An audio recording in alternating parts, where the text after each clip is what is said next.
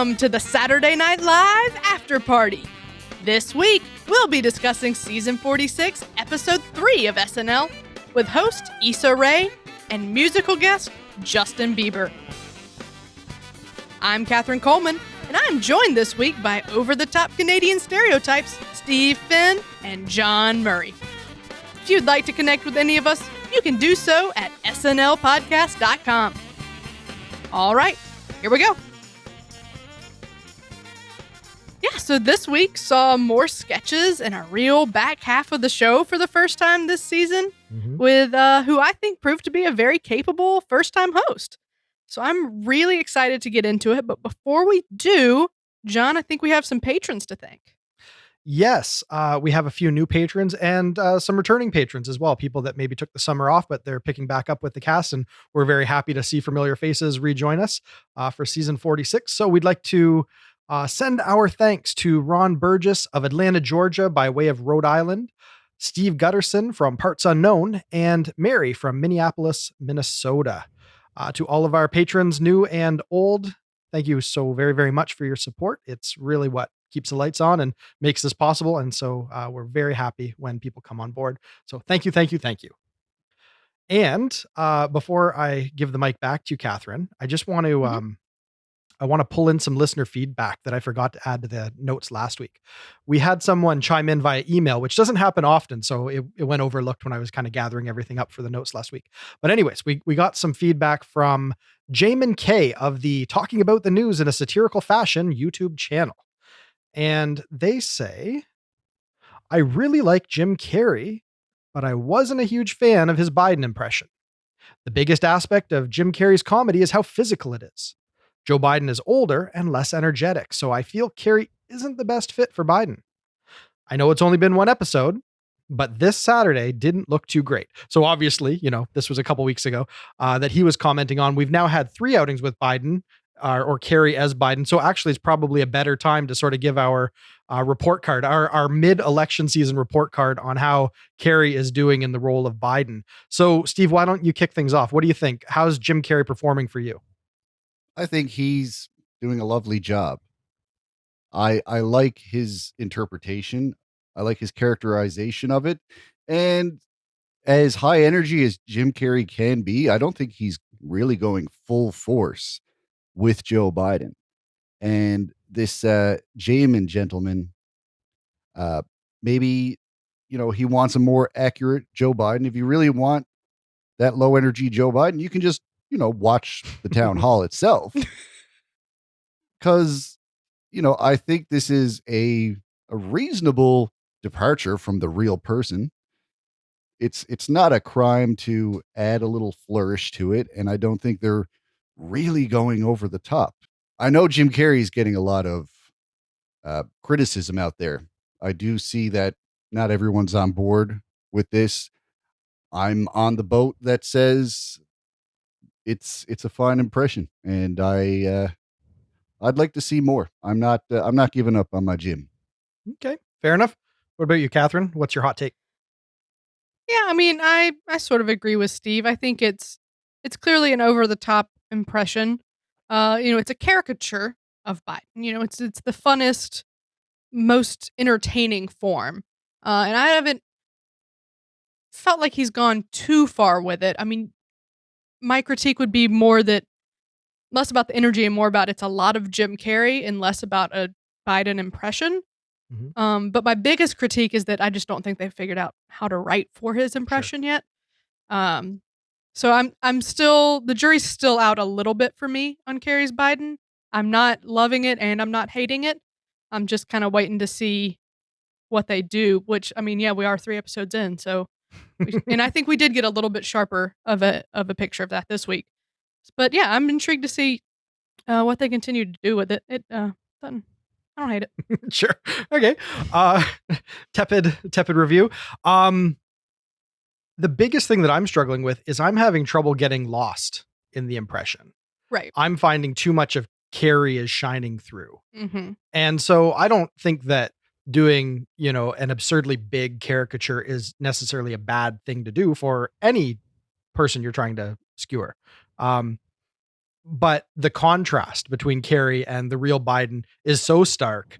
And Carrie, as a performer, has so many mannerisms and so much Carrie-isms that he cannot separate from his performance, that it's very hard to see the Biden shining through. There are moments where he really captures Mhm. it, these little flashes of brilliance where he captures a look or captures a pose or just the cadence of Biden's delivery. It happens, but I Mhm. find it's just getting lost in a whole lot of Jim Carrey noise. So I'm having trouble investing in it that way. But that said, it really comes down to what the expectation is and whether we're getting comedic mileage out of it. Because impressions don't always have to be accurate to be funny.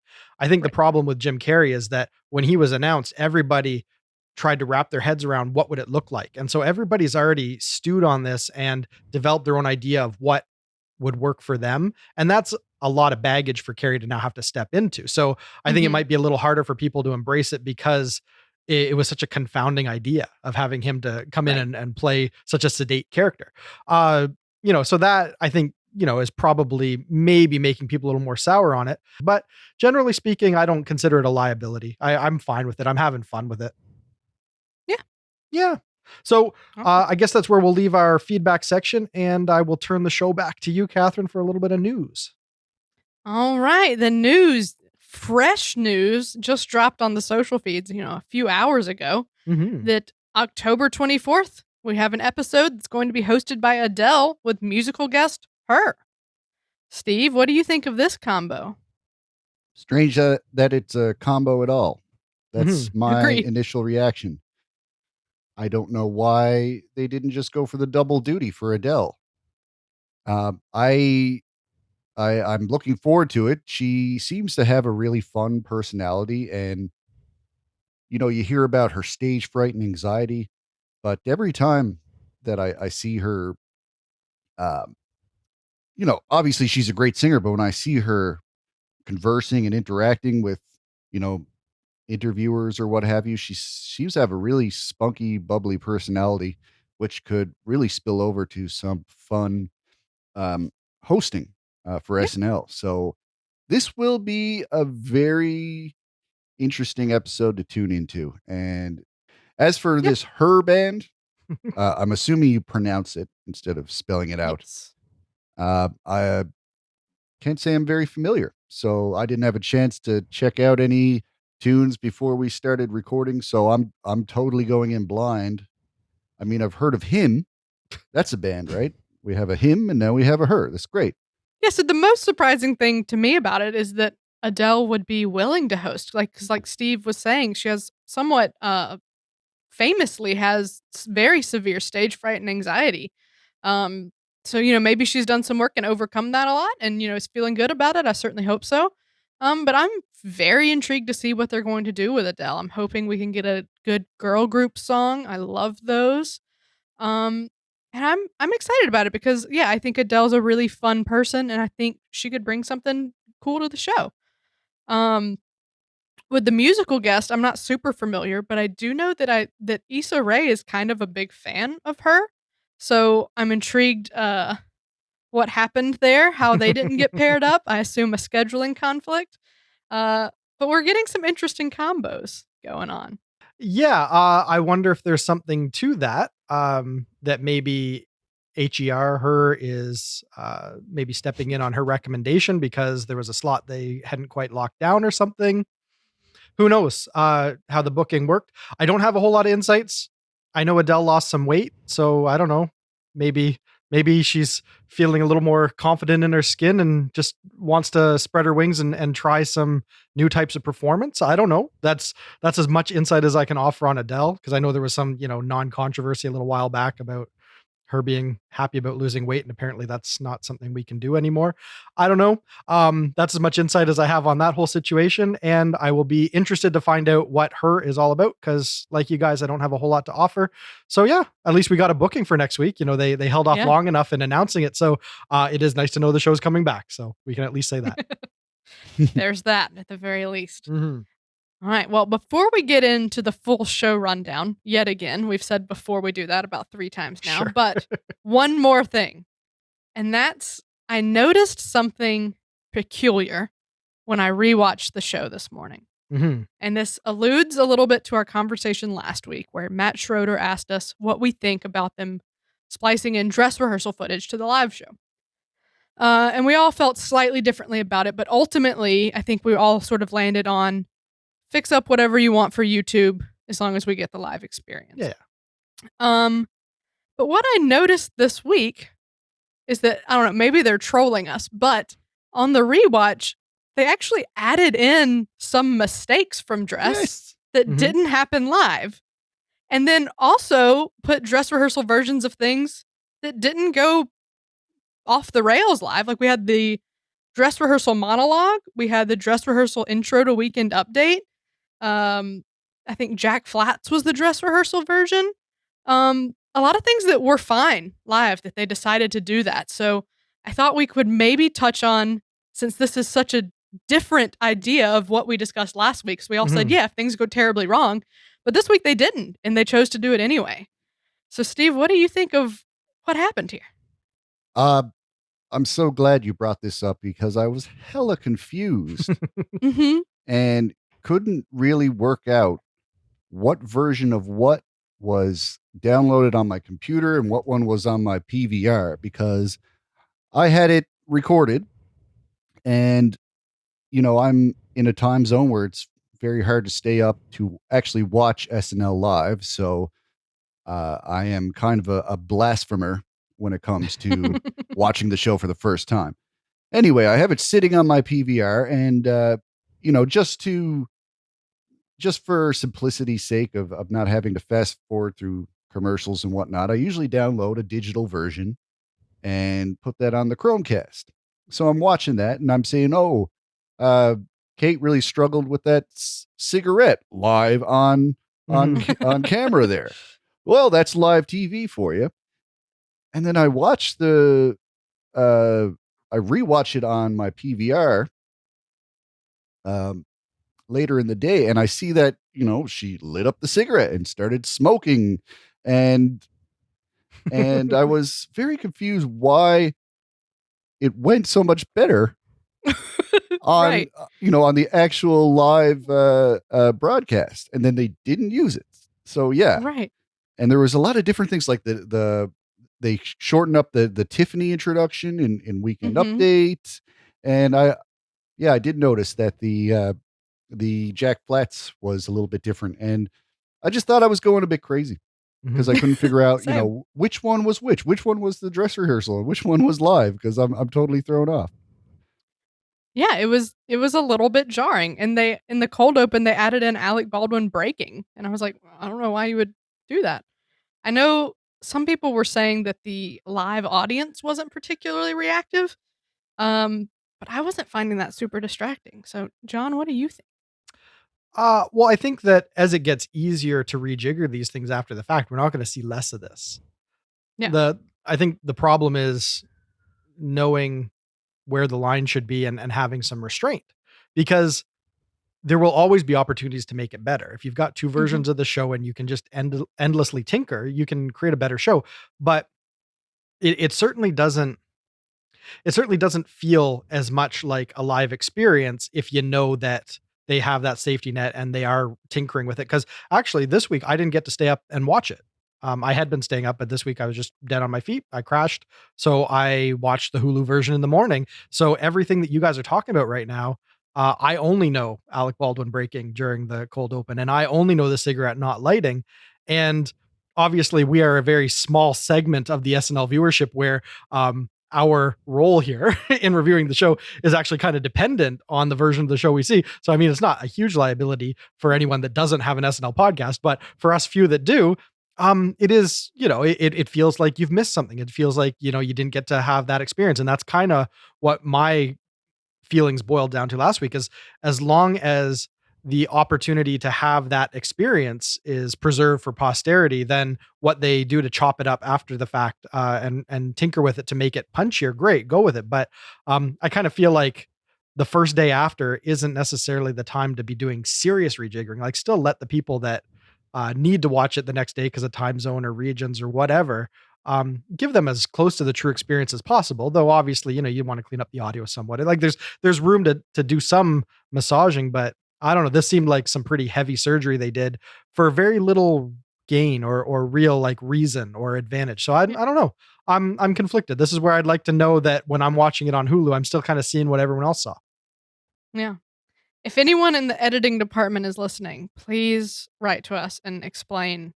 I'm dying to know the rationale of adding in things that went wrong, not just fixing things, but we're now altering things that were fine. I'm so intrigued. They must have just felt that like the overall energy was off or something. Like they must have felt that, Yeah. that they were punching it up in some way, but it's hard to understand that when you're watching it as a piece.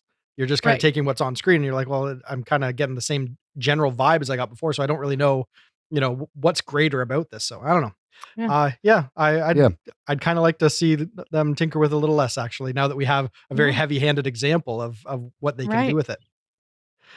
We should probably actually like get into this podcast at some point. Probably Yeah. so.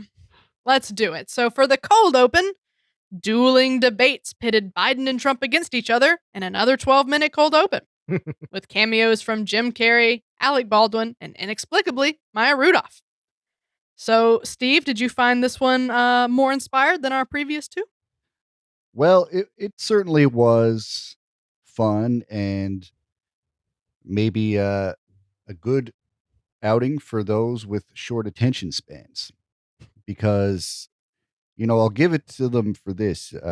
If you didn't like what was happening, all you had to do was wait a few seconds and they'd be moving on to something totally different. So I think at the very least, there's a few things that everybody would enjoy from all the elements that they threw at us with this.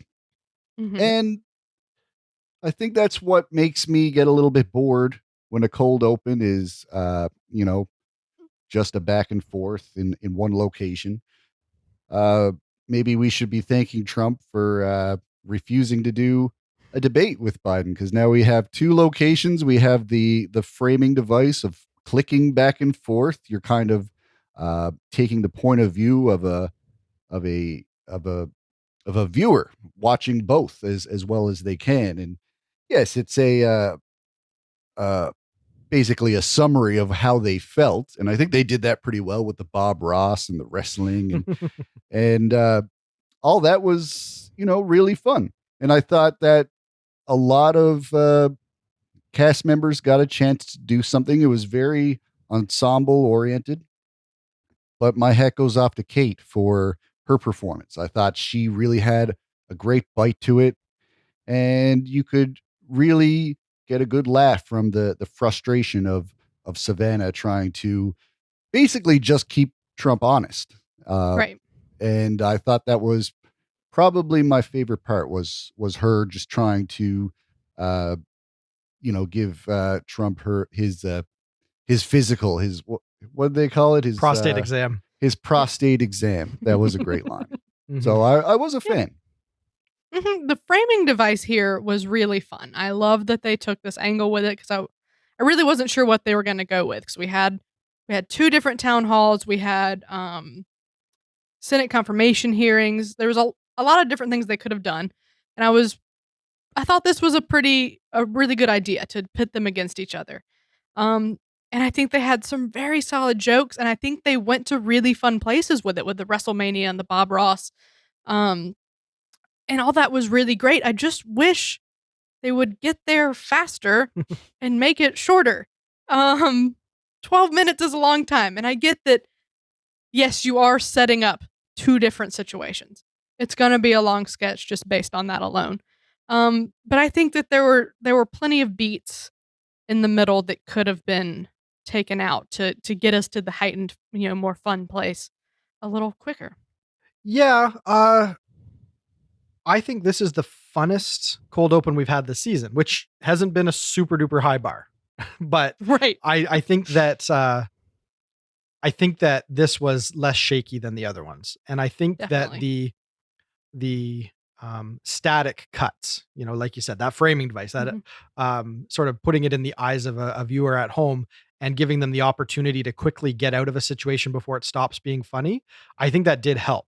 because you Mhm. can have a much more complicated cold open because you have people off screen doing new setups while you're filming one aspect, someone else can be setting up. It's a lot better than just a debate stage where, you're just kind of locked down to that. So this created a lot of options for bringing in lots of players to just have their quick little goof on what they saw, whether it's, Mhm. Ego being the lady in the background, or, Chloe being the enamored lady that just loves Trump's smile. Like, they were able to cover a lot of ground, I think, a little more efficiently, and I think that helped.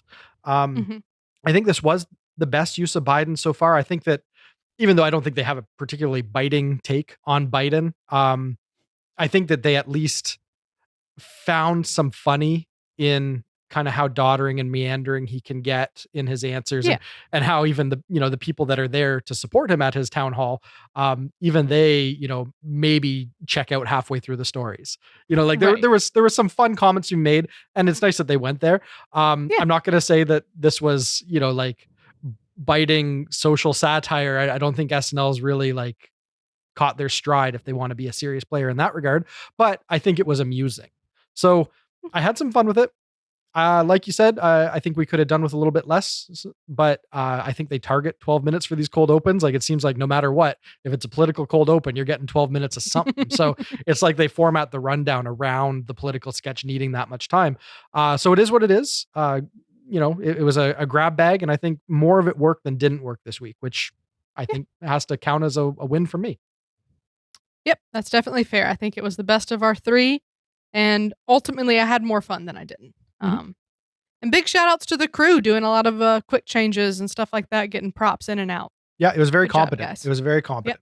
For sure. Lots of room for errors that didn't happen. Yep, absolutely. All right. Well, with that, let's get into our monologue where Issa Rae was thrilled to be at SNL and to take us all to prom. So, Steve, we'll let you go first this week for once. How'd you feel about the monologue? Oh, I usually have like 10 or 12 minutes to form an opinion. So, something tells me that the the the bit of the monologue where she talks about how nervous she wasn't just something on the cue card, because yeah, she definitely had some nerves. Mhm. God bless her. Mhm. She did a pretty good job, and did get some laughs from me. But I could tell that she was, struggling with the ends and beginnings of sentences, and maybe not quite finishing her where she's supposed to, and she has to kind of catch up and throw in a few extra words like, "Oh, I didn't read all of that cue card." So there was a little bit of maybe beginner's nerves there, but at least they gave her a good monologue, and it was great to learn a little bit about her, because I kind of know of her because of uh, her following, and what that's paid off to become. I've seen her in Lovebirds with Kumail Nanjiani, but I wasn't so much familiar with her, her HBO show or her YouTube past. So Mhm. this was a great monologue to just get to know her a little bit for those who might not know who she is. Yeah, it was definitely a good introduction to her, and like you said, you could tell she was nervous. Um, but I think, she still pulled it off. And as we get through the show, we see those nerves start to melt away a little bit more. Like, she ultimately, I think, found her confidence there. Um, and yeah, I thought it was a pretty good monologue. I love a heartwarming monologue, especially from when you can just tell that the host is genuinely in love with what SNL is, and they are thrilled to be there. No matter what the monologue literally says, I'm excited for the show because I know they're gonna give it their all. I know that they're here for it, and it just makes me happy for them. I love it when I can see that in a host. Like, I think we saw that with JJ Watt last season. Like, is he the most competent actor? No, but he was stoked to be there, and that showed through the whole episode. Mhm. And I think we get something similar with Issa here. Yep, I think that's all fair. Very good. Um, I thought that it was actually pretty strong. Now, I only watched the Hulu version, so I don't know where that lines up with what actually went out for broadcast, but what I saw, I thought was pretty good. She's a Yep. first-time host. You're expecting some nerves. I was Mhm. expecting her to attempt to land one joke and then have a cast member like Keenan walk out and flank her and kind of do some of the heavy lifting, which is sometimes what they do with a host where maybe they're not sure if they're going to be able to carry the whole monologue. But she did some very competent stand up for all intents and purposes. Like she told a little story. She won you over. It was laced with some good jokes that she was able to punctuate and land properly. So it said everything that I wanted it to say. I don't know anything about you. So you need to make me fall in love with you in the next 4 minutes. And you need to show me that you're capable of being an asset to the rest of the show. And she did both of those things. So It's like speed dating. Exactly. So I was charmed and I thought she actually, delivered it pretty darn good. So high marks for Issa Rae so far. Yeah. All right. Well, coming out of that monologue, we're getting into Montreal's premier French Canadian news program. Bonjour, hi. You should never attempt a French Canadian accent, Kat. Well, too bad I did it. Yeah. And you know what? I stand by it. Yeah. So, John, what'd you think? I ate this up. This was glorious. This was one for us Canadians. Listener Pretty in Pink, Monette Marady, mentioned on Twitter that Bowen spent some time in Montreal growing up. So the fact that he was in the mix helping with the writing on this shows that there was more than just a passing understanding of Canadian stereotypes. Like they dug a little bit deeper and had a bit more fun with it than I think they would if it was just the typical cliche stuff that every American thinks they know about Canada. So I was really, really happy with what they did with this. I think most Canadians probably watched it and got a solid chuckle. And it's okay as a Canadian to revile Montreal and Quebec in general, but Montreal more specifically. So I don't know. I kind of liked it. I just kind of like that. Yeah, I can get on board with taking a goof of Montreal and French Canadian culture and the silliness of the accents and how they ran at it was all just working great for me. And the Drake spotting bit was fun. So everything about this, I was having a lot of fun with, and I thought it was a great way to kick off the night. Yeah, I was having fun with this one. Probably like as they got through like the very first Drake spotting bit, I was really having fun with it. And then I felt like they sort of ran out of places to go. So it didn't quite heighten as well as it could have, but I kept having fun with it. So it ended up being sort of middle of the road for me. It definitely ticks up a notch if you're very close to what they're lampooning. Right. So I'm not going to say that, it was an excellent sketch in how it progressed, but it was just a little more fun for insiders. But I totally get that. I think that's the fair critique if you're not kind of in the bubble. Yeah, that makes sense. Steve, what'd you think? I think it's really cool of SNL to get really specific with their visit to Canada, because that's always been my complaint about whenever they've done Canadian content. They kind of overgeneralize the culture of the country because it's even bigger geographically, at least, maybe not by population, but it is bigger physically than the US. So, depending on where you are, you're going to have a much different experience, especially when you're in Quebec. Like, for example, when they did coverage of the Rob Ford crack smoking debacle, they decided to give him more of an Alberta accent, even though he's an Ontario politician. So, that goes to show just, how muddled the whole understanding of Canada can get. But this was very much, a very focused take on a specific region of the country, and it was fun. And they were right. Like everything is just 25% different. And there was just so much to love about this sketch. Yeah. All right. Well, let's move on into a pre-tape where 5 Hour Empathy offers people of privilege the experience of people of color, as long as they're willing to drink it. Steve, did you like this pre-tape? Yes. It was a great point to make. And I think casting wise, Beck Bennett was the man to really sell this. Absolutely. This could have been nothing more than a chin scratcher golf clap. Social commentary. Very good. But this was hilarious. The performances and the all the beats that we went along with from Beck's performance were top notch, and all the little tricks he was trying to pull to avoid drinking the 5 hour empathy was all great. And I loved the moment where he pretends to drink it and they bring in the Yes. piano music. Yeah. And oh man, like because it had me convinced, and that reveal, that rip of the band-aid that he didn't actually drink it was just so funny. This one was really fun. I thought it was a great twist, on the commercial parody. I wasn't sure where it was gonna go, in the setup, and then they hit me with 5 hour empathy, and I just cracked up. Uh, just really fun, and then they took it in a very fun way that I wasn't expecting.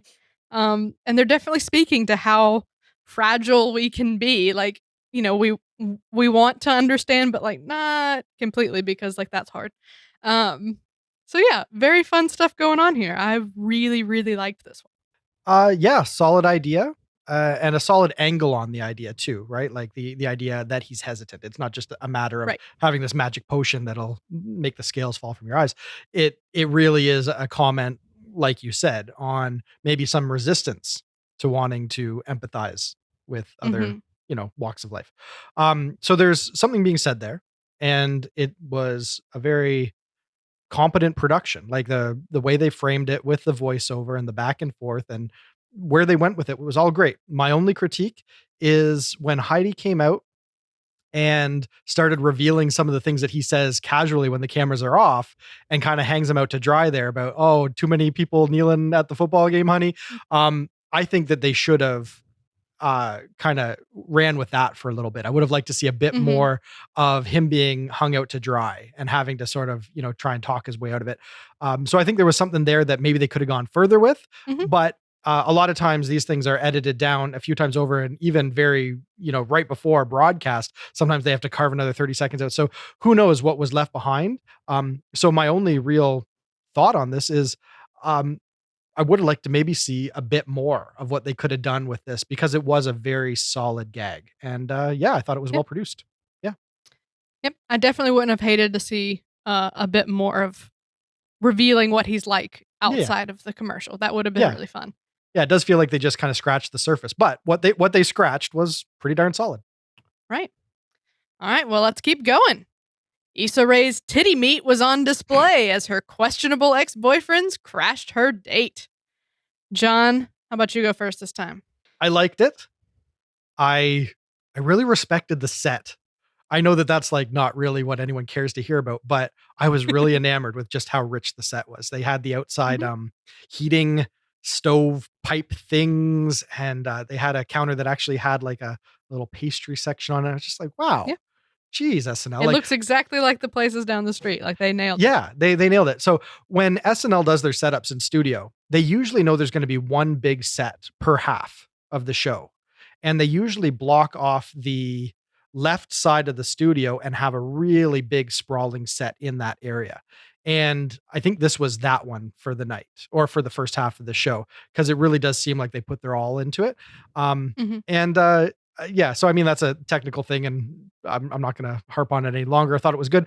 I liked the characters. I liked the dialogue. I liked, you know what? I liked everything about it. This wasn't spectacular. It didn't go anywhere, and it didn't, try to shoot too high.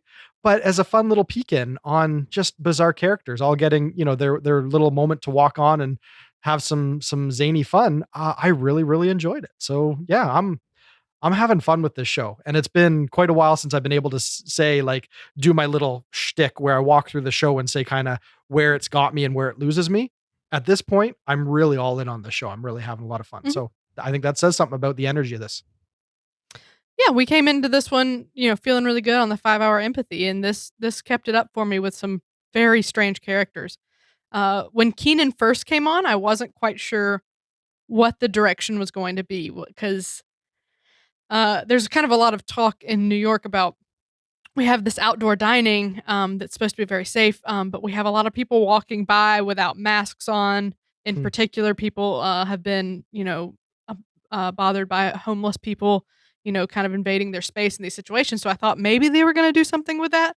But I'm really happy that they ended up going this direction because this is way more fun. And yeah, it's a fun premise, but if they didn't say titty meat 10 times, I don't know that I would have loved it nearly as much. That was the part that really kept me going every single time I was laughing, and it roped me right back in. So yeah, it's a fun premise. I had fun with it. Uh, not extraordinary, but a very solid sketch. Yeah, fun ride. Yeah. Steve, what'd you think? Yeah. I think everything you said, I agree with.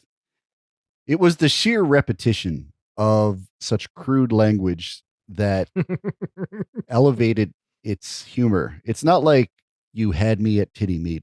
It's the fact that you said it, over and over, and it was somehow like a common expression among several people. Right. Yeah, the Times Square crowd. That's like their go-to slang for some reason. Yeah. Yeah, Yeah. like they're all just hanging out, throwing around the words titty meat like it's like it's the new slang, dynamite. All right, well, let's keep going into our musical performances, where Justin Bieber performs Holy with Chance the Rapper and Lonely with Benny Blanco. Steve, how'd you feel about the Biebs? Yeah, I've heard that he's gotten really into the Christianity as of Yeah. last couple of years. So to see the Catholic imagery there with the cross and the nativity scene from the Christmas before that wasn't really, kept up to, nobody really watered the plants for those 11 months. Uh, that was the kind of vibe I got from the set, but it was cool and minimalist. And it was nice to see Chance show up. I think that first song was kind of fun. Uh, Second song was a bit of a tearjerker for sure. And maybe I'm a jerk for saying this, but I just feel like throughout a lot of Justin's career, I'm always being asked to feel bad for the guy or have sympathy for what he's gone through.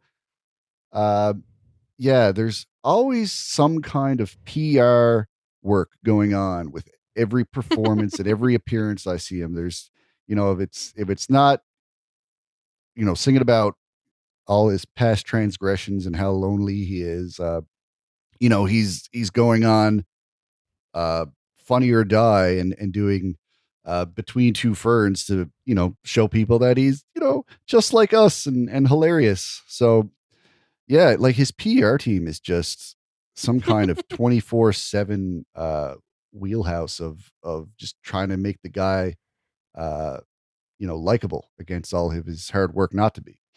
Sure, yeah. I thought the set on the first song in particular was really cool. It was very minimal. Thought that had a nice vibe to it, that fit the song really well. The song I could take or leave. I didn't love it.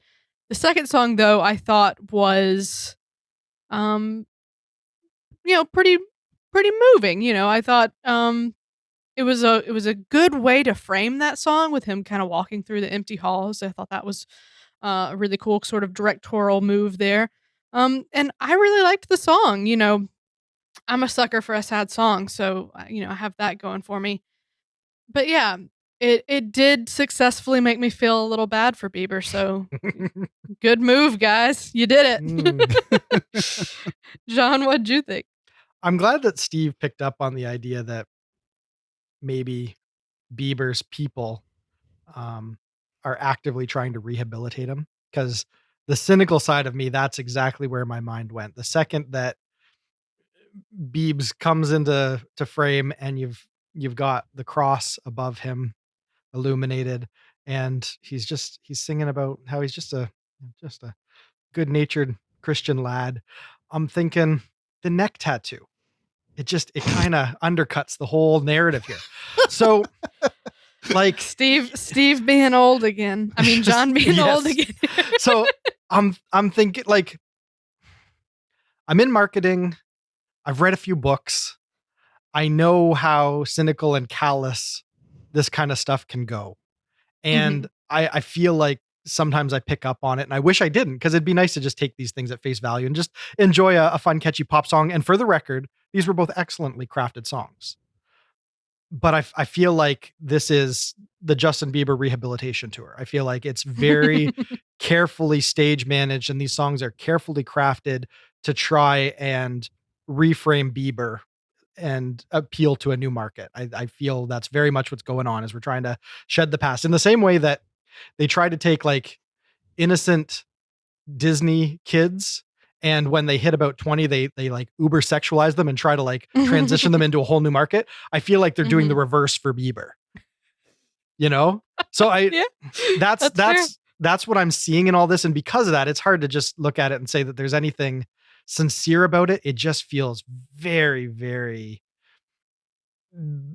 just very much crafted with a PR intention behind it.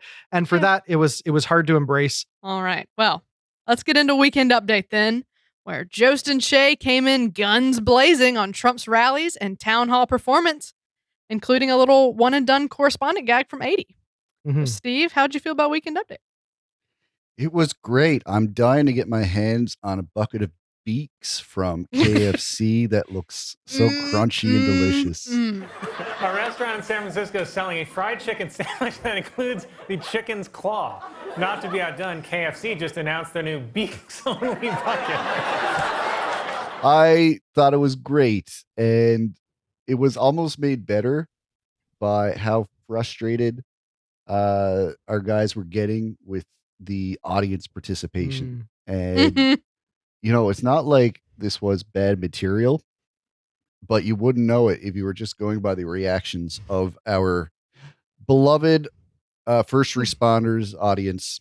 Maybe they're just not feeling it, or they're tuned out by this point of the show. But Fisher-Price has launched an online museum showcasing its toys over the past 90 years. Or you can see them in person at America's most famous toy museum, the Neverland Ranch. I mean, Weekend Update this week and last week have had some sort of darker jokes that, are getting more of those groans, and I applaud them for going after it. Yeah, for sure. And are we speaking about the 80 part? Yeah. Within this as well? So that's not a separate section we'll get into? Nah, it was 1 minute long. Yeah. That was interesting. I guess the only reason was to have an excuse to, splice in a little 80 performance into the show. Yeah. Because it was hard to imagine this being pitched in any successful way. It must be a really great salesman to say, yeah, we're going to put 80 in a field, and she's going to say she doesn't know where she is and couldn't find anyone to talk to. And that is it. That is the end of it. I love these little quick Weekend Update bits. Like, I think Santa Tracker is one of them. That's the first one that comes to mind. I think that it's great to have that real short little gag just in and out, and it just it quickens the pace up a little bit. I think they're really fun. This ultimately, I think, was just an excuse to get 80 on the show while she's away, little airtime, because we all love 80. But overall, I thought Weekend Update was on fire this week. Last week they had a really strong showing, and I think that they had just as strong of a showing this week. The in-studio audience might not have loved it as much as I did, but I thought there were really good jokes in here, in particular the NBC joke. NBC held a town hall event with President Trump because, what can I say, we have a type. I love it. It's one of the things I love most about 30 Rock is when they make fun of the network and that NBC lets them do that. I think that's just great. So I was having a lot of fun with it. John, were you hot on Weekend Update? I was. It was fumbly and a bit of a mess at times, but it was a lot of fun. I was, solid laughs the whole way through. They were getting me. Joe's fumbling out of the gate there with his introduction and kind of. That didn't happen live. Fun fact. Oh, so that's something they spliced into. So again, I saw a different version of the show. The version of the show that I saw was a little fumbly, but I had a lot of fun with it. It really was enjoyable in its stupidity. It wasn't one of those ones where you you pull back and you say, oh, wow, that was profound and smart and well crafted. And Che had this glorious run of, something that needed to be said. Mhm. It didn't have anything like that. It just had, this goofy stuff. And I always love Che framing Jost as, some sort of racist, elitist, whatever. So, they played with that a few times over during Update. Almost 100 art industry figures have criticized 4 different museum plans to postpone exhibits featuring an artist's paintings of the KKK. But if you want to see portraits of Klansmen, you can always search Jost on Ancestry.com. So there was a lot here to like. It was fun, and a lot of it was really accessible. Like the KFC joke. Who doesn't want a quick little gross out graphic of chicken beaks in a bucket? So yeah, there was lots to love here. Little sloppy, at least the version I saw, but I was having a lot of fun. All right, well, let's get into our first feature then. First kids Don Jr. and Eric discuss their dad's re-election campaign with a surprise edition of Chloe's Tiffany Trump. Steve, are you a big fan of the Eric and Don Jr. features? Oh, for sure. Yeah. And Did you like this one? I did. It was really great. Of course, Eric is going to come out with a Paw Patrol Yes. decaled face mask. That was such a great bit. And I don't know. The only thing I would say is that every time I see Don Jr. and Eric, Alex Moffat leans a little bit more into the imitation of his brother Ed. It's almost going a little too far because he's reading the cue card along with Mikey Day and basically lip syncing the lines, almost like if we were to believe that they were just speaking and these characters were real people not reading off a cue card. It's like, are you psychic? Like, how do you know every single word that's going to come out of his mouth? Interesting. Yeah. And I always love when the Trump brothers are on Weekend Update. I think they might be one of my favorite features because I think Alex Moffat just is astounding. He cracks me up every single time. Like I do not get tired of this feature. And I think he gets better every time. So, Steve, I know that the addition of sort of mouthing the words was bothering you a little bit. I thought it was a really nice touch. But I do see what you're saying with the logic of it. So now it's gonna bother me. So thanks for that. Yeah. No, logic should always be applied to comedy sketches. Yeah. So yeah, overall, I always love a Trump Brothers. So, John, did you like this one? Yeah, it doesn't get old for me. It is very solid, and Alex Moffat is a scene stealer, so he can get a lot of mileage just from turning it on. Mhm. So yeah, it was hard to not like this. They freshened it up, like you guys said. I don't need to go over all the mechanics of them bringing in a third person and how you can kind of get some extra mileage out of that. So that was working okay. Nice to see Chloe. You're right, Steve, that Alex Moffat isn't looking over to Mikey Day as much anymore. The first few times they did it, it was he's living in his brother's shadow and he wants to be like his brother. So when his brother starts talking and pantomiming, he doesn't start right away. He looks over, he sees that Don Jr. is like moving his arms and saying something grown up. And so he tries to like look over and figure out what his brother's doing and then mimic it because he wants to be a big boy too. And now that we all know the joke, he doesn't have to do that legwork to establish what's going on. Now he can just ham it up and we're just going to eat up Eric the imbecile.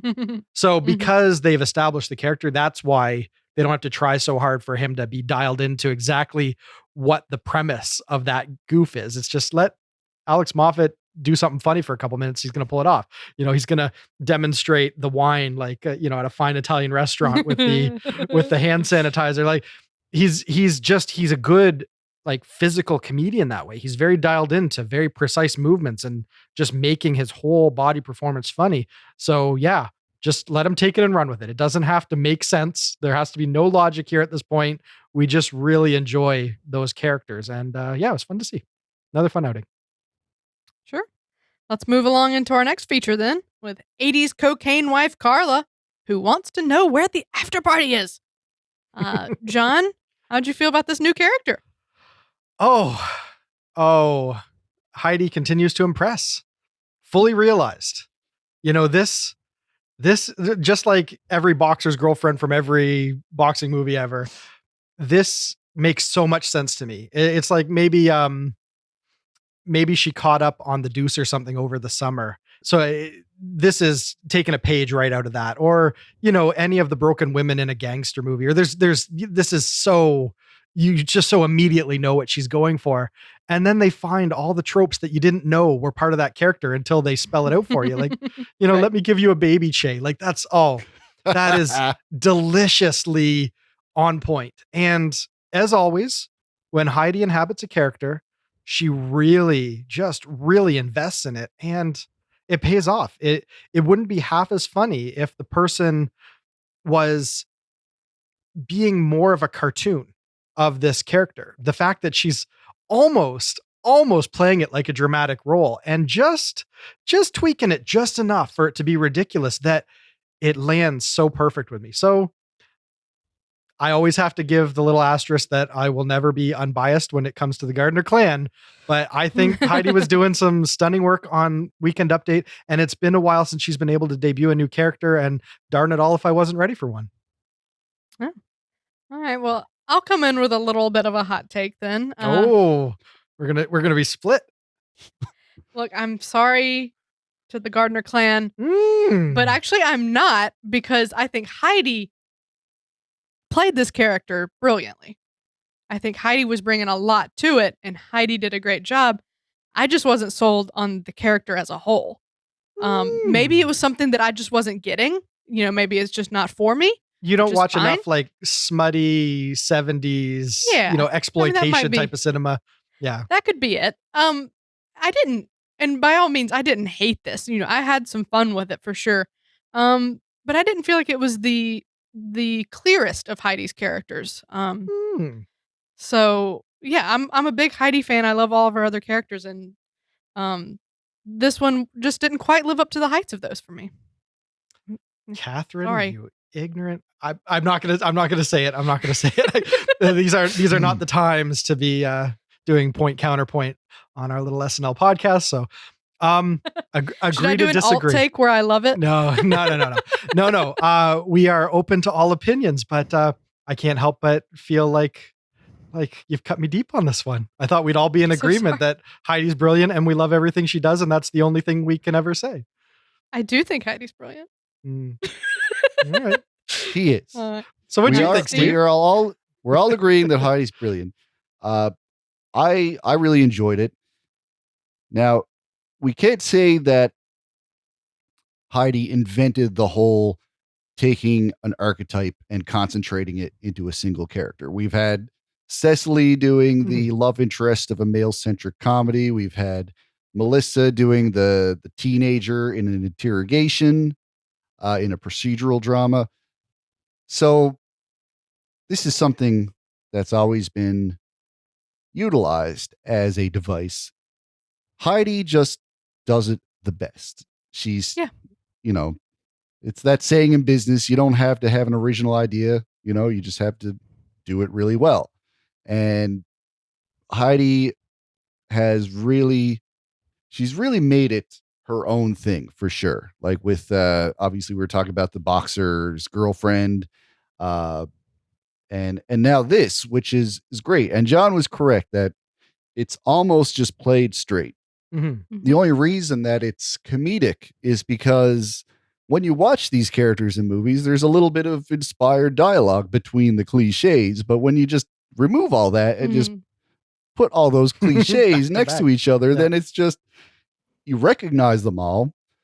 You realize that they've been there all along and you just didn't really put your finger on it. And that's the brilliance of it, is because you already know that is a thing.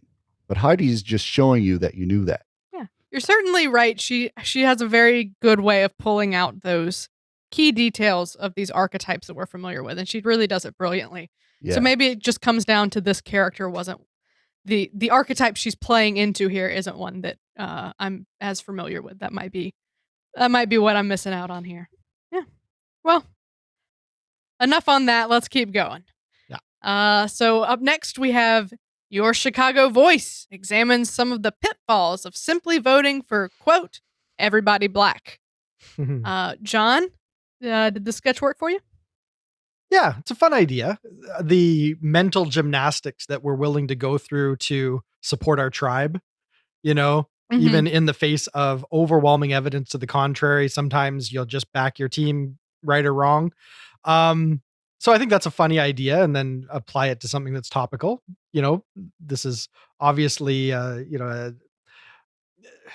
we don't need to get into all of that, but we understand that Is it an election year right now? Yeah, or- there's something in the news that it seems like this would maybe, speak to. So, Right. you get all that sloshed together into a sketch that I think made a point. Sometimes the conversation needs to be a little bit more nuanced than my tribe, right or wrong. And it's kind of interesting that they were willing to play that up in a fun, lighthearted way. And I liked the irredeemable characters that they brought in, in the field. Chris Redd's character and Maya Rudolph got a chance to come back. And there were fun moments to be had here. I thought it was a clever enough idea. And even though it didn't go anywhere spectacular, I felt like it had something to say. And sometimes, that's what makes a sketch a worthwhile outing, something that's worth producing. So I like this. This one worked for me. I assume it's mostly based on the concept of, and I think Issa Rae even said it a few years ago, that she was voting for everybody black. And then, Kanye enters the election and you have to say, well, maybe not. And they eventually got to that punchline, but I like the directions they took to get there. I like, they were doing a lot to make this sketch as active as possible, because the premise alone is, pretty boring. It's three people on a couch, but they were throwing in some great visuals. They were cutting to different videos, which I thought was a very inspired way to make this feel a little bit more exciting than what it was. And so it was a win for me. Yeah. Probably time to throw Maya Rudolph just back into the opening credits as a featured player. Yeah. Makes sense. She's there. Yep. She knows how the show works. Throw her in a little role. Why not, right? The thing about this is that it doesn't just apply to a race. It could be any group that you feel like you're a representative of. But that is what people do.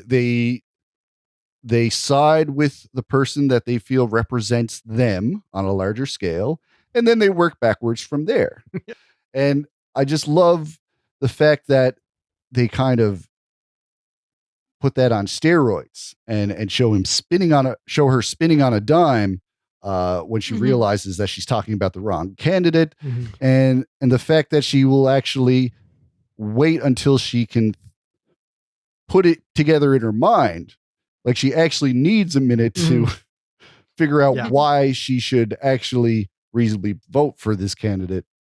She knows she has to, because it's a black person, but she has to figure out how she's going to spin it before she actually talks. That's a really funny way of showing the mental gymnastics that John was referring to. Sure. Well, we came out a weekend update on a win, so let's keep going. Kyle and Issa show off their best dance moves to impress Justin Bieber with a cameo from Chance the Rapper. Steve, how'd you feel about the pre-tape?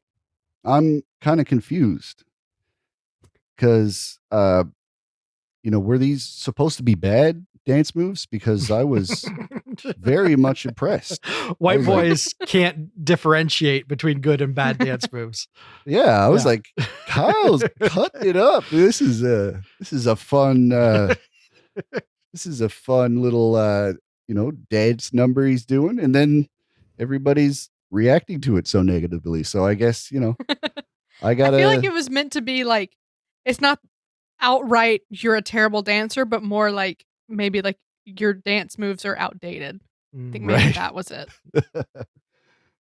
I liked it. It was so small at first.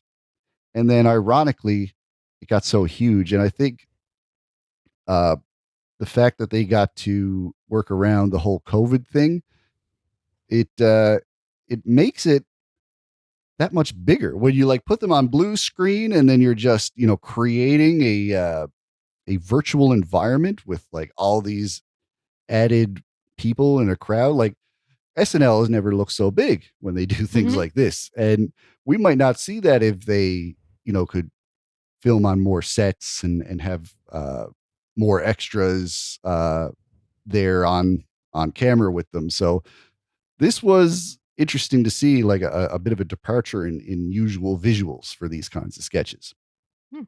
John, it looks like you have a response to that. Yeah, no, I'm just rewatching the scene because I don't think that's blue screen. I think that's a practical set in Brooklyn. Yeah. Are you kidding? Now they did some compositing with the crowd in front. Like they've touched up digitally, but the immediate, blocks that they're standing on and their immediate surroundings is practical. And then they do some set extension. They do some fun with the camera digitally afterwards and adding in the crowd. But anyways, your point's well made that they're able to make it grander because they went into, some sort of visual effects mode. I really like this. It's been a long time since we've been able to peek in on the SNLCU, and even though we don't have Leslie around anymore to carry that storyline forward, we still get to jump into this, cinematic version of SNL. I thought this was fun. I'm glad it made it into the show, but I'm really, really upset that they broke the universe. And I'll explain why. Please do.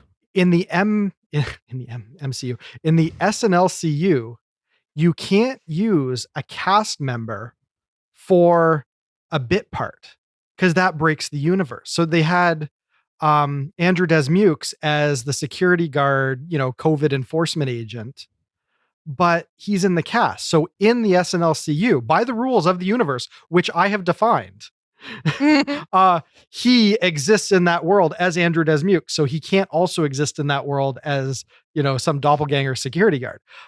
So because of that, I was like immediately pulled out, and I'm like, no, this is wrong. You can't do that in the SNLCU. So I think Kyle, you need to fix that. You can't be having these kind of sloppy casting choices. And I know why they did it, because you're not going to pay someone for a speaking role if you have someone in the cast that can do it. But darn it all, you broke the universe. Otherwise, big win. I enjoyed it. I'm intrigued by the structure of this one because they went to that fantastical, crazy virtual world. But it's in their head. It is in their head, but it's a pretty big heighten to then come down from. Sure. So that was an interesting choice. And then I assumed they couldn't do it for some sort of scheduling reason, but I wanted to see Justin Bieber in the sketch. I wanted him to come out and, actually be like, hey, we need a dancer. I thought that could have been a fun capper or something like that. So it was a lot of buildup of them wanting to impress Bieber, and then we never got to see Bieber. Yeah. So that left me hanging a little bit. Sure. It was featuring Justin Bieber's door. Yeah. Right. Yeah, you're expecting them to pop out halfway through and burst their bubble, right? That Right. would have been the capper you'd be assuming, yeah. But I assume they have a very good reason for that not happening. With all these COVID restrictions, who knows what's going on. So that aside, the sketch was a little middle of the road for me. I had fun with it. I usually love the SNLCU, but I didn't think this was our best outing with it. All right, well, let's keep going. A group of hillbilly types insist, open up Jack Flats or we'll kidnap the governor. And this was an interesting one, Steve. What'd you think of it? It's so great. This is what I've been looking forward to, is seeing Andrew Dispukes in Andrew Dispukes sketches, because he's been so great at writing stuff that some of the wackier cast members can do well with. And now that he's alongside them, being part of it, it's really great to see. And it shows how his sensibilities as a performer, how that translates from his writing. He kind of goes into this persona in a lot of his stand-up. So this was definitely tried, tested, and true material for him. I really like the idea of it. These militant type of Dukes of Hazzard type people Rednecks? Yeah, they got a real loud bark. Mhm. But when it really comes to making the actual threat, that's when the their true cowardly nature actually can't help but rear its head. And Right. it's really funny. Right, yeah. I loved seeing, Dismukes, get to really feature in this. I Yeah. think he's a really funny guy. I've really enjoyed his stand-up, so it was great to see him in this role, and he really knocked it out of the park. He did a great job, and we got to see Lauren Holt on screen this multiple times this episode, so this is a great one for our featured players.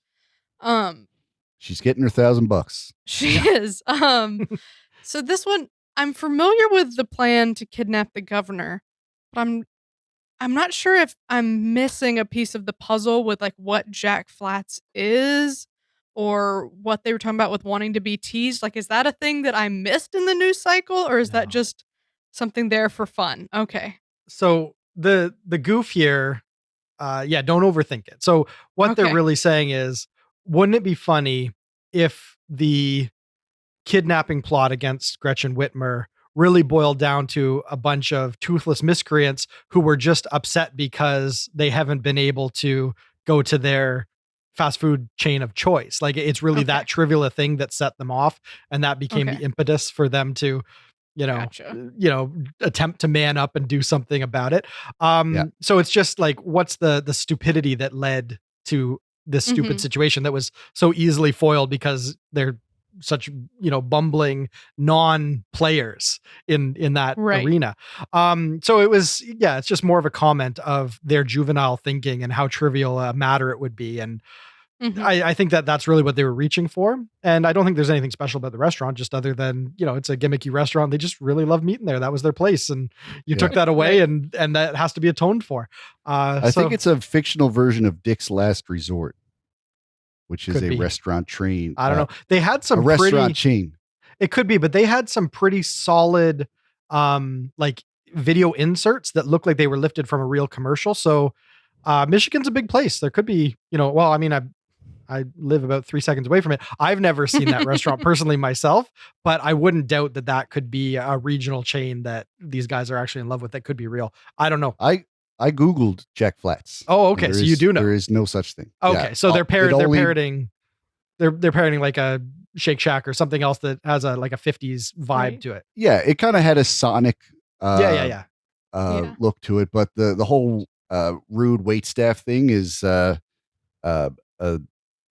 that's a Dick's Last Resort thing, which is Okay. another restaurant chain that does they basically encourage the wait staff to be rude to the guests. Gotcha. Well, they were eating it Right, up. so we all three overthought this one quite a bit. Well, they're throwing a lot at you, right? Like you're are. jumping from the commercial mode to the militant mode to the walk on from Lauren Holt and Keenan, and just a whole lot of close-ups on them all saying their piece. So this is pretty Mhm. sprawling, actually. And you know Yeah. what? If there was a critique to be made, you probably could have pared it down a little bit, because it did seem like there was a lot of going around the table and giving everyone their say.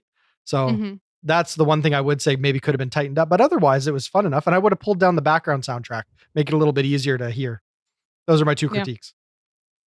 Very good. That's fair. Well, I think we probably put more into that than they ever intended us to, so Mhm. let's keep going. Is it time to resell all that junk you bought during quarantine? Head on over to eBay. John, did you like our eBay ad? I did, because my wife just bought a big mixer because she's decided that she's going to take up baking. And Let yes, us know where that is in 3 weeks. I've bought my fair share of time waster things over the last 7 months, thinking that now's the time to, scratch that off the bucket list. So it's true. It absolutely is true that this is a real phenomenon of people idealizing who they are and how much effort they're actually willing to put into some hobby.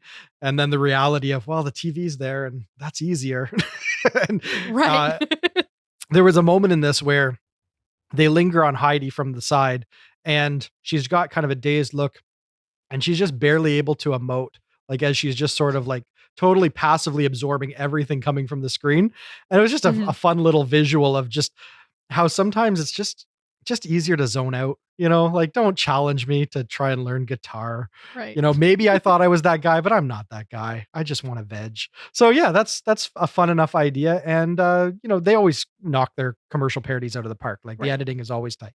And yeah, Mhm. it's always fun and punchy. And it was nice to round out the night with a few sketches in the back half. Like this felt like the Right. first even like return to form for SNL in a long time. And so at Mhm. this point in the show, I was just very pleased that, we're going out with more solid material. They just never really lost me Right. on this one.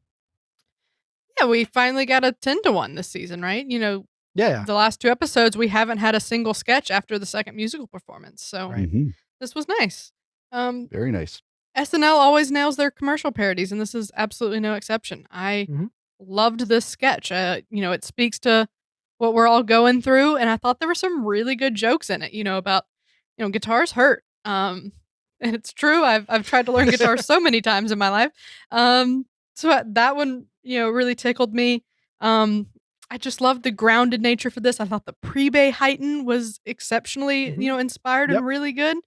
Um, and that was really funny. This one was overall a win. Plus, we got Cecily doing a voiceover from Yep. where is she in Vancouver? So that was nice. We Mhm. had an episode where we got to see and hear from everybody, even though some of them aren't actually on site. So that was really cool. For Steve, how'd sure. you feel about this one?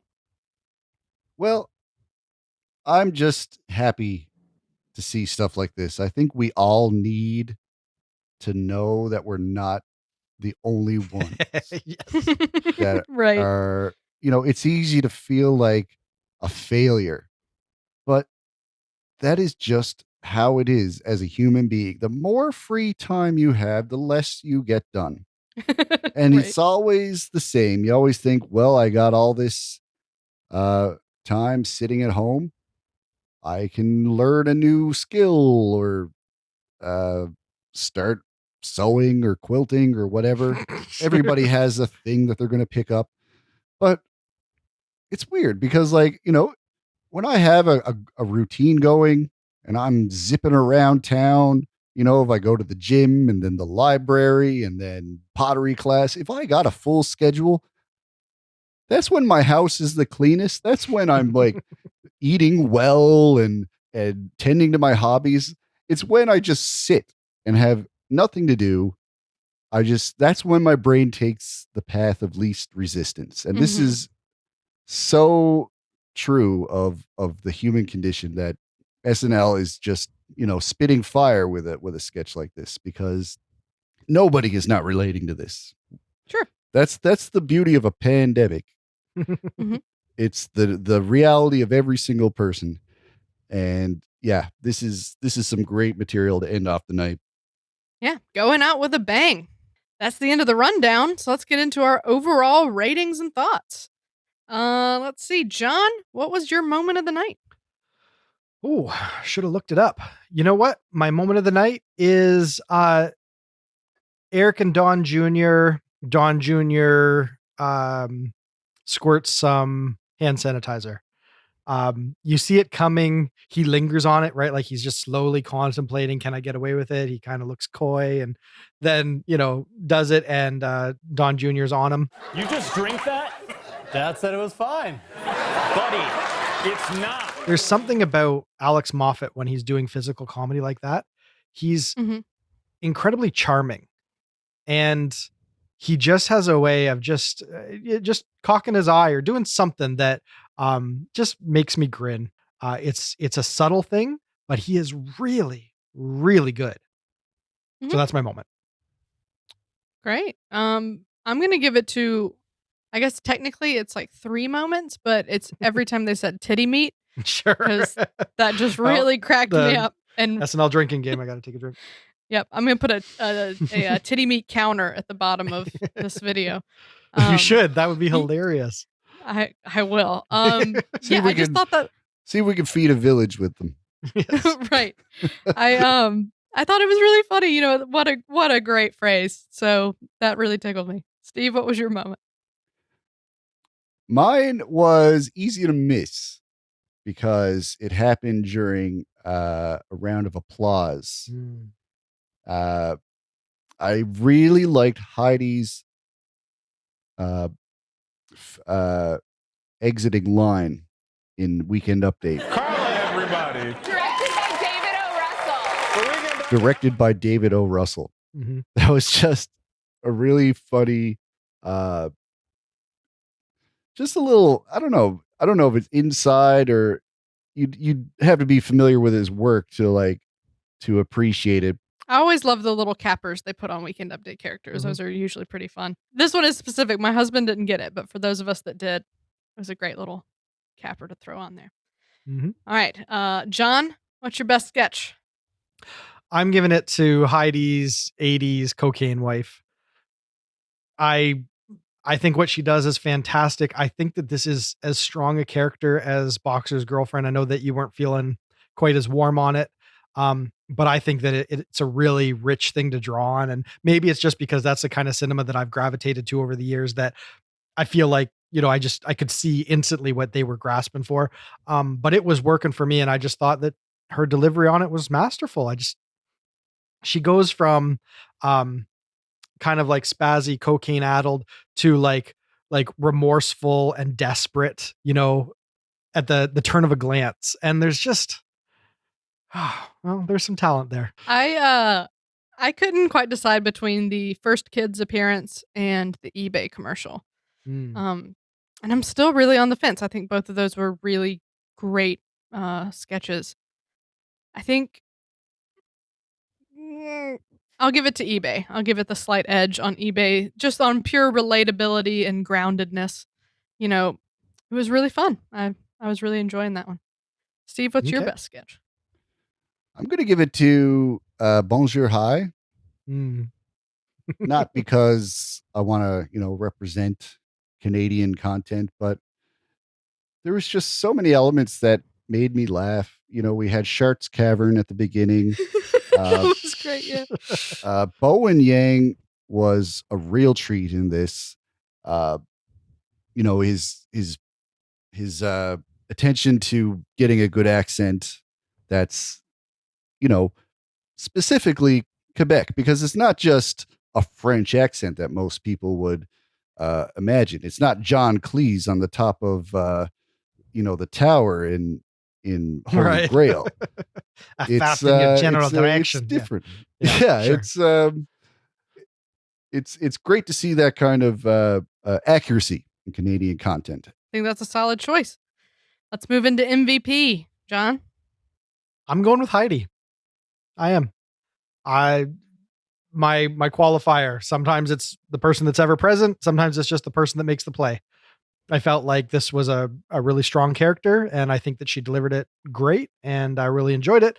And so it was a highlight moment. And I feel like that's a slam dunk. That's a home run. That's a touchdown. That's whatever it is that would qualify you for an MVP. Yeah. This was a really balanced episode. We Mhm. saw and heard from everybody. No one, in my opinion, was just like ever present. We didn't have much of that. So I had kind of a hard time picking the MVP, and I kind of am split between Alex and Chris because I think they both had really great performances. Mhm. But I'm gonna give it to Alex just because I think his Eric Trump gets better every single time, Yeah. and it wins for me every time. So props to Alex on continuing to level up that character. Yeah, I can't argue with Steve, that. who's your MVP? I'd like to give it to Chloe. Mhm. She was a lot of fun in the cold open as the horny undecided voter, and she was a great addition to Don Jr. and Eric at the Weekend Update Mhm. desk. So I really loved the fresh voice that she was adding to things, and I think she made everything she was in a little bit better. Fair enough. Very good. Let's get into the big one. On a scale of classic, great, decent, weak, or train wreck, how would you rate this episode? Steve, let's have you go first. It's a tough one because it was a little bit uneven. It wasn't really going for it, pulling out all the stops, so to speak. Some of the material was just okay. Uh, that pre-tape from Kyle, there was some fun to be had, but it could have been a little bit more entertaining. I felt there was just a little bit of awkwardness throughout this episode. That's very interesting. I was sort of leaning between decent and great. I thought this was a much stronger episode than the first two. And I was having fun with most of the sketches. I think you're right. There are definitely some moments in here that are pulling it back. Not everything was a win, and some of the things that weren't a win, kind of for me, were very much not a win. Um, so I'm still not sure. I think I'm gonna land on like a decent plus plus. It's very very close to being great, but not quite great. But that said, a very strong outing and definitely getting into the stride of the season now. Man, I didn't think there was a whole lot that was misfiring on this episode. I'm never super hot on the political cold opens. They're always a mixed bag. Seems at best, I get maybe 5 minutes of fun out of a 12-minute pre-tape. So Right.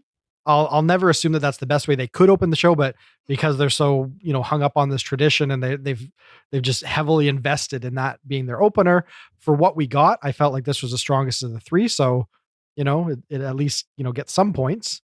The monologue I thought did its job.